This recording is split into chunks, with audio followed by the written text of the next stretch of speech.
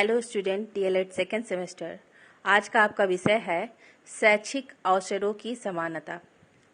शैक्षिक अवसरों की समानता का अर्थ ये है भारत में सभी बच्चों को बिना किसी भेदभाव के शिक्षा प्राप्त करने के समान अवसर एवं सुविधाएं प्रदान करना ही शैक्षिक अवसरों की समानता है। भारतीय संविधान की धारा 29(2) के अंतर्गत स्पष्ट किया गया है कि समानता का अर्थ यह है कि विशेष अधिकार वाला वर्ग न रहे तथा सबको उन्नति के समान अवसर मिले। शिक्षा आयोग 1964 से 1966 के अनुसार जो भी समाज सामाजिक न्याय को अत्यंत आदर्श मानता है, जन साधारण की हालत सुधारने तथा समस्त शिक्षा योग्य व्यक्तियों को शिक्षित करने को उत्सुक है, उसे यह व्यवस्था करनी होगी कि जनता के सभी वर्गों को अवसर व अधिकाधिक समता प्राप्त होती जाए, जिससे वह सुविधापूर्वक जीवन व्यतीत कर सके। शैक्षिक अवसरों की समानता की विशेषताएं। शैक्षिक अवसरों की समानता की विशेषताएं निम्नलिखित हैं। पहला है, देश के सभी नागरिकों को शिक्षा प्राप्त करने का मौलिक अधिकार प्राप्त है।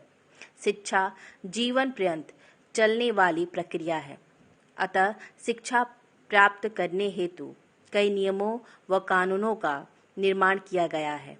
दूसरा, प्रजातंत्र की सफलता का आधार समानता ही है। यदि प्रजातंत्र को सफल बनाना है तो नागरिकों को शिक्षा प्रदान करके विकसित होने का समान अवसर उपलब्ध कराना होगा। तीसरा है, राष्ट्र का विकास नागरिकों के विकास पर निर्भर होता है तथा राष्ट्र के विकास की शक्ति शिक्षा है, इसलिए नागरिकों के प्रति भेदभाव के हीन दृष्टि को खत्म करना होगा।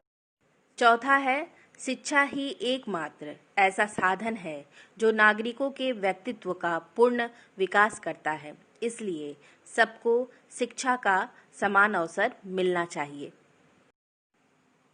शैक्षिक अवसरों की समानता की आवश्यकताएं।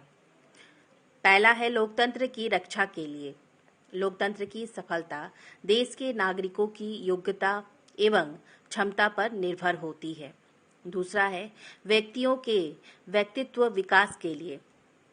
प्रत्येक व्यक्ति को व्यक्तित्व के विकास का स्वतंत्र अवसर देकर उनके व्यक्तित्व का आदर करना चाहिए। वर्ग भेद की समाप्ति के लिए हमारे संविधान के अनुच्छेद 29 में स्पष्ट रूप से घोषणा की गई है कि राज्य द्वारा पोषित अथवा आर्थिक सहायता प्राप्त किसी भी शिक्षण संस्थान में किसी भी नागरिक को धर्म, जाति तथा वंश के आधार पर प्रवेश से वंचित नहीं किया जाएगा। चौथा है, समाज के उन्नयन के लिए।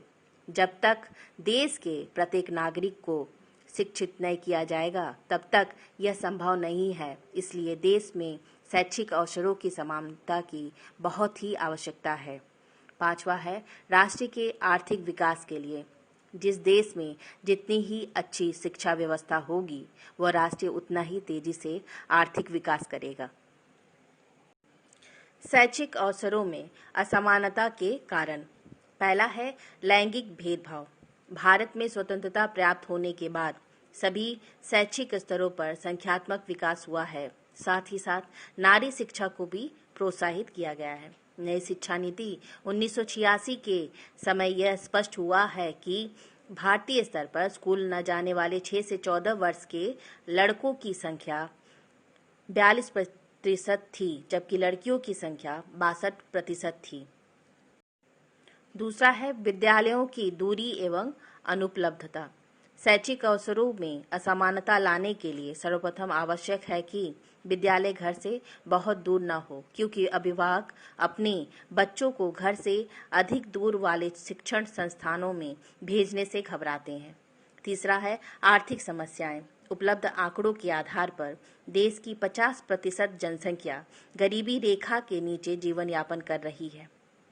निर्धन परिवार के पास बच्चों के पालन पोषण के बाद इतना धन नहीं बच पाता कि वे अपने बच्चों की अच्छी शिक्षा प्रदान करा सकें। प्रादेशिक समस्याएं। शैक्षिक अवसरों की समानता से संबंधित प्रमुख समस्या प्रादेशिक असंतुलन है। शैक्षिक विकास सभी प्रदेशों में समान नहीं है। प्रादेशिक असंतुलन के पीछे आर्थिक, सामाजिक, भौगोलिक एवं राजनीतिक कारण भी हो सकते हैं। शारीरिक विकलांगता। शारीरिक विकलांगता के कारण भी शैक्षिक अवसरों को प्राप्त करने में बाधा उत्पन्न होती है। इन बालकों को अपने शारीरिक दोषों के कारण शिक्षा के समान अवसर नहीं उपलब्ध हो पाते। घर का दूषित वातावरण। शैक्षिक समानता में घर का दूषित वातावरण भी बाधा उत्पन्न करता है। मानसिक असंतुलन। जो बालक मानसिक दृष्टि से सामान्य नहीं है, वे शिक्षा के अवसरों से वंचित रह जाते हैं। शैक्षिक अवसरों में समानता के लिए सुझाव। शैक्षिक अवसरों में समानता लाने के लिए निम्नलिखित सुझाव दिए जा रहे हैं, जो इस तरह से हैं। पहला, शिक्षा की सार्वभौमिकता। शिक्षा में समानता लाने के लिए शिक्षा की सार्वभौमिकता अनिवार्य है। दूसरा है योग्यता के आधार पर विद्यार्थियों का चयन। शिक्षा में समानता लाने के लिए उच्च स्तरीय शिक्षा के लिए योग्यता के आधार पर चुनाव किया जाना चाहिए। किसी के साथ जाति, धर्म, भाषा, रंग एवं लिंग आदि के आधार पर किसी प्रकार का भेदभाव नहीं करना चाहिए। तीसरा है सामान्य विद्यालय प्रणाली। शिक्षा में समानता के लक्ष्य को प्राप्त करने के लिए भारतीय माध्यमिक शिक्षा आयोग, कोठारी आयोग एवं नई शिक्षा नीति के अनुसार शिक्षा सरल व अच्छे तरीके से प्रदान की जानी चाहिए। प्रौढ़ शिक्षा का प्रावधान। शैक्षिक समानता के लिए प्रौढ़ शिक्षा की आवश्यकता है, क्योंकि बच्चों को शिक्षित करने के पहले उनके माता पिता को शिक्षित करने की आवश्यकता है। पांचवा है माध्यमिक शिक्षा का व्यवसायीकरण। शैक्षिक समानता के लिए ऐसे पाठ्यक्रमों का निर्माण किया जाना चाहिए जो बच्चों को व्यावसायिक शिक्षा भी प्रदान करे। छठवा है संवैधानिक लक्ष्यों को प्राप्त करने के लिए प्रयास। शैक्षिक समानता के लक्ष्य को प्राप्त करने के लिए यह आवश्यक है कि इसके लिए सार्थक प्रयास किए जाएं। संविधान द्वारा बनाई गई नीतियों को समय समय पर आवश्यकता अनुसार क्रियान्वित किया जाना चाहिए।